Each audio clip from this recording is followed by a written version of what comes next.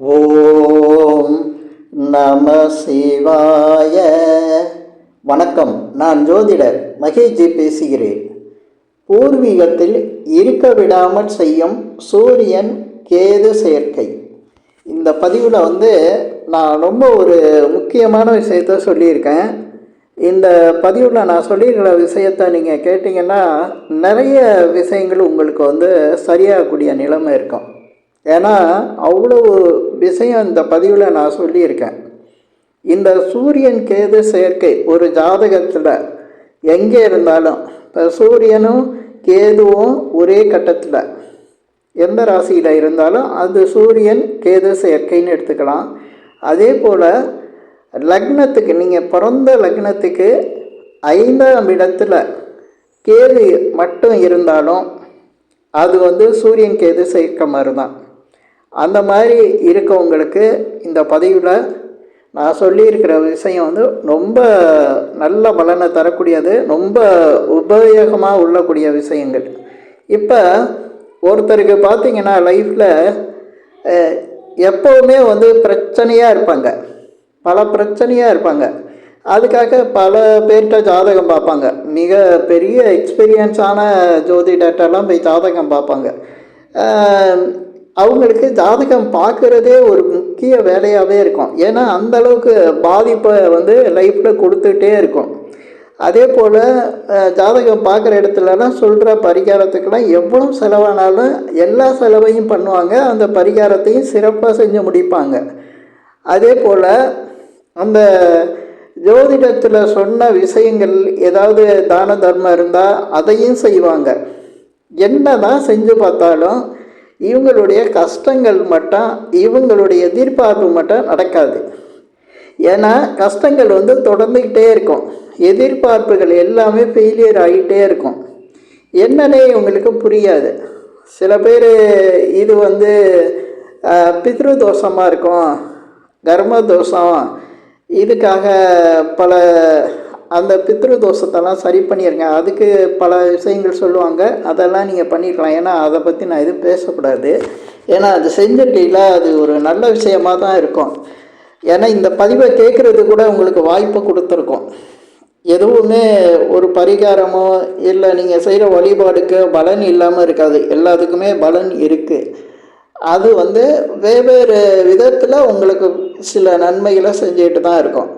இப்போ இந்த சூரியன் கேது சேர்க்கை ஒரு ஜாதகத்தில் இருந்தால் அவங்களுக்கு என்னவெல்லாம் கஷ்டங்கள் இருக்கும் அப்படின்னா, சூரியன் கேது, சூரியனுங்கிறது உங்களுக்கு பார்த்திங்கன்னா 5ஆம் இடத்த அதிபதி.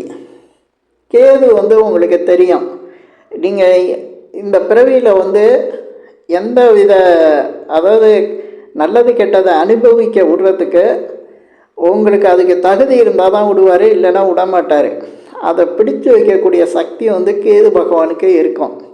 அதனால் உங்களுக்கு அந்த நல்ல விஷயங்கள் நடக்காது அப்படிங்கிறத தடுக்கணுன்னா ஒரே கிரகத்தை பிடிச்சிடலாம். அது என்னென்னா சூரியன். சூரியனை ஒரு ஜாதகருக்கு லாக் பண்ணிட்டா அவருக்கு மற்ற கிரகங்கள்லேருந்து கிடைக்கக்கூடிய நன்மைகள் எதுவுமே கிடைக்காம போயிடும். ஏன்னா சூரியன் தான் மற்ற கிரகங்களுக்கெல்லாம் வெளிச்சம் கொடுக்குறவர். அந்த வெளிச்சத்தை இல்லாமல் பண்ணிட்டா அந்த ஜாதகருக்கு லைஃப்பில் எதுவுமே இல்லாமல் போயிடும், எல்லாமே கஷ்டமாக இருக்கும், எல்லாமே தடையாக இருக்கும். இது தாங்க இந்த பதிவில் நான் இன்னும் சொல்ல போகிற விஷயங்களுக்கு அடிப்படையான விஷயம். சூரியனுங்கிறது எல்லா கிரகத்துக்கும் வெளிச்சம் கொடுக்கறது, ராஜ கிரகம்னு சொல்லுவாங்க. சூரியன் தான் வெளிச்சம். சூரியன் இல்லைன்னா இருட்டில் தான் உட்காந்துருக்கணும். லைட்டு போடலாம், இருந்தாலும் வெளிச்சம் இருக்கிறப்ப உள்ள ஒரு எனர்ஜி மனுஷங்கள்கிட்ட இருக்காது. அந்த எனர்ஜியும் கொடுக்குறவர் தான் சூரியன்.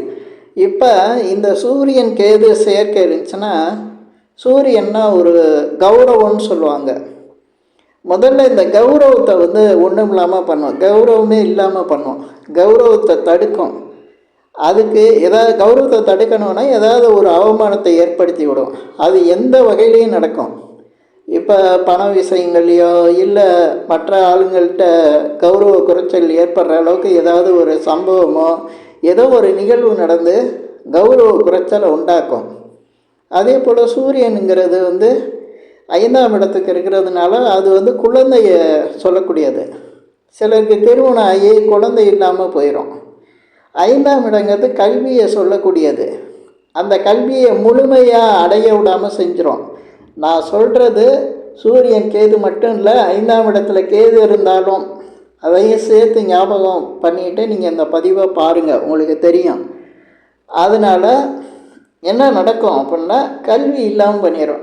இப்போ கல்வி ஒருத்தருக்கு இந்த காலத்தில் கல்வி இருந்தால் தான் மற்ற முயற்சிகள்லாம் செஞ்சு அவர் ஒரு வாழ்க்கையில் ஒரு அந்தஸ்தாக கௌரவமாக வாழ முடியும். அப்போ அவருக்கு கல்வி இல்லை அப்படிங்கிறதுலே கல்வியை மறுக்கும்போது, கல்வியை சில பேர் நல்லா படிச்சிருப்பாங்க, ஆனால் அந்த கோர்ஸ் எல்லாம் முடிக்க முடியாமல் எல்லாத்துலேயும் ஃபெயில் ஆகி கஷ்டமாக இருப்பாங்க. அப்போ அவருக்கு வந்து வேலை கிடைக்காது, திருமணம் ஆகாது, அவரால் பணம் சம்பாதிக்க முடியாது. அப்போ பூர்வீக சொத்தில் இருக்கிற காசை வச்சுட்டு உட்காந்து அதை அழிச்சிட்டு உட்காந்துருப்பார். அதில் செய்யும்போது மற்றவங்களோட இவர் கம்பேர் பண்ணும்போது அது இவருக்கு கஷ்டமாக இருக்கும். இவரோட படித்தவங்களாம் நல்ல வேலைக்கு போய் படித்து முடித்து பாஸ் பண்ணி நல்ல வேலைக்கு போய் மிகப்பெரிய அளவுக்கு ஒரு சம்பளம் வாங்கி ஒரு திருமணம் பண்ணி, இது ஆணாக இருந்தாலும் பெண்ணுக்கும் பொருந்தும், அது திருமணம் ஆகி நல்ல ஒரு வாழ்க்கையை வந்து அமைஞ்சிருக்கும். இதில் பெண்களுக்கு எப்படின்னா திருமணம் ஆன பிறகு அவங்க வந்து அது கொஞ்சம் வேறு மாற்றம் கிடைக்கும், இருந்தாலும் அந்த மற்ற விஷயங்கள்லாம் பாதிக்கும். இப்போ குழந்தை பிறப்பு, திருமணம் ஆகிறதுல, கல்வியில், இந்த மாதிரிலாம் ஆண் பெண்ணுக்கு எல்லாமே பாதிப்பை தான் கொடுத்துக்கிட்டு இருக்கோம். இதே போல் பார்த்திங்கன்னா சூரியனுங்கிறது வருமானத்தை சொல்கிறது, வருமானத்தை நிப்பாட்டும். இந்த அவமானத்தை உண்டாக்குறதுல பார்த்திங்கன்னா ஒரு பெரிய கடனை கொடுக்கும். அந்த கடன் வந்து திரும்ப கட்ட முடியாத அளவுக்கு கடனை வந்து கடன் வாங்கின இடத்துல பெரிய கஷ்டப்படுறது, அவமானப்படுறது, இப்படி ஒரு நிலையை உண்டாக்கும்.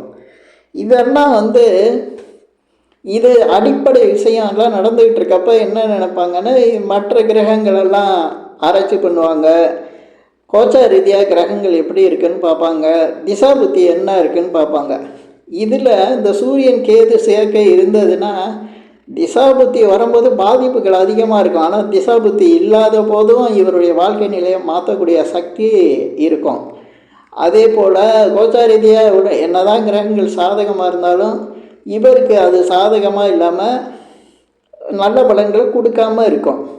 இதுக்கு அடிப்படை காரணம் என்ன அப்படின்னா, இவங்க குடும்பத்தில் சூரியன் கேது இருக்கும்போது அந்த குடும்ப ஒற்றுமையே இல்லாமல் பண்ணுவோம். ஏன்னா அந்த சூரியனுங்கிறது வந்து ஒரு குடும்பமாக, அது குடும்பம், அதே போல் ஒரு குலத்தையும் சொல்லக்கூடியது. அதனால தான் அந்த 5ஆம் இடத்தை குலதெய்வம்னு சொல்லுவாங்க. அந்த குலத்திலே இவருக்கு அவர் எந்த இனத்தோடு சேர்ந்து இருக்காரோ அவங்கள்ட்ட பிரித்து விட்றதுக்கு பார்க்கும், பிரித்து விட்டுரும். அவங்கள்ட்ட ஏதாவது ஒரு பிரச்சனையை உண்டாக்கும். அப்புறம் குலதெய்வம் அந்த இதே இல்லாமல் போயிடும். குலதெய்வங்கிற அந்த அந்த தொடர்பு, அதே சமயத்தில் அந்த குலதெய்வத்தினால் கிடைக்கக்கூடிய அனுகூலமான பலன்கள், நல்ல பலன்கள், இதெல்லாம் கிடைக்காம போயிடும். இவர் வாழ்க்கை வந்து ரொம்ப கஷ்டத்தை கொடுத்துரும். இப்போ இதுக்கு காரணம் என்ன அப்படிங்கிறத நம்ம பார்க்கணும். இதுக்கு காரணம் அப்படிங்கிற இந்த ஜாதகத்தில் லக்னத்துக்கு 5ஆம் இடம் சூரியன்னு சொல்லியிருக்கேன். அந்த 5ஆம் இடங்கிறத பூர்வீகத்தை சொல்லக்கூடியது. பூர்வீகம் ஒருத்தருக்கு பரம்பரையாக அவங்க தாத்தா அப்பா வாழ்ந்து வரக்கூடிய ஊரை வந்து பூர்வீகன்னு சொல்லுவாங்க. இவரும் பிறந்து இருப்பார், இவர் வேறு ஊரில் பிறந்து கூட வந்திருக்கலாம், அம்மா ஊரில் பிறந்து கூட இந்த வீட்டுக்கு இந்த ஊருக்கு வந்திருக்கலாம். அப்பா வாழ்ந்துக்கிட்டு இருக்காது, தாத்தா வாழ்ந்துக்கிட்டு இருக்க ஊருக்கு, அந்த ஊரில் இவர் வந்து இருந்தால் இவ்வளவு பிரச்சனையும் இவருக்கு வந்துக்கிட்டே இருக்கும். அதை தான் பூர்வீகம்னு சொல்கிறான். அந்த ஊரில் இவர் இருக்கும்போது இவர் எதுலேயுமே ஜெயிக்க முடியாமல் அந்த ஊரை விட்டு போனால் தான் இவருக்கு வந்து எல்லாமே கிடைக்கும். மற்றபடி இவர் எவ்வளவு முயற்சி செஞ்சாலும், எவ்வளவு வழிபாடு செஞ்சாலும், பரிகாரம் பண்ணிக்கிட்டு இருந்தாலும், செலவு பண்ணாலும் இவருடைய வாழ்க்கையில் இவரை ஜெயிக்கவே விடாது. ஏன்னா இதுக்கு வந்து சிறந்த பரிகாரம் அப்படிங்கிறது இவர் பிறந்த அந்த பூர்வீக ஊர்லேருந்து வேற ஒரு இடத்துக்கு போயிடணும். இவருக்கு எந்த ஊர் இருக்கோ அந்த ஊர்லேருந்து கொஞ்சம் தூரம் தள்ளி போயிடணும். வேற ஒரு ஊரில் இருக்கும்போது இவருக்கு இழந்த புகழை திரும்ப கிடைக்கிற மாதிரி இருக்கும், பெரிய அந்தஸ்து உருவாக்கும், இவர் எதுலேயுமே ஜெயிக்கிற மாதிரி இருக்கும், இவருடைய வேலை உறுதியாகும், வேலை நல்ல வேலை, வருமானம் கிடைக்கும், திருமண வாழ்க்கை சிறப்பாக இருக்கும். இப்போ 5ஆம் இடங்களில் குழந்தை பிரச்சனை அப்படின்னு சொல்கிறாங்க. சில பேருக்கு பூர்வீகத்தில் இருக்கும்போது குழந்தை இல்லாமல் எவ்வளோ ட்ரீட்மெண்ட் பண்ணாலும் குழந்தை பிறக்காது. அதே சமயத்தில் குழந்தைங்க பிறந்து அந்த குழந்தைங்கனாலேயும் மன கஷ்டம் வரும். பிள்ளைங்க வளர்ந்து பிள்ளைங்களுக்கு பார்த்திங்கன்னா திருமணம் செய்ய முடியாமல், அவங்கள படிக்க வைக்க முடியாமல், இப்படி பல சிக்கல்களை கொடுக்கும் இந்த சூரியன் கேது இருக்கிற ஜாதகருக்கு.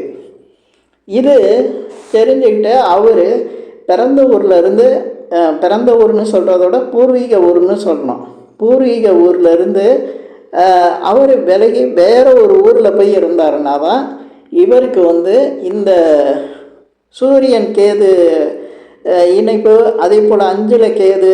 ஏன் 5ல் கேதுன்னா 5ஆம் இடம் தான் சூரியன் வீடு. ஏன்னா அது எந்த 5ஆம் வீடாக இருந்தாலும், எந்த லக்னமாக இருந்தாலும் 5ஆம் வீட்டில் கேது இருக்கும்போது இந்த நிலைமை இருக்கும். நான் சொல்கிற இந்த பலன்கள் அதிகமாக இதை நீங்கள் பார்க்கலாம்.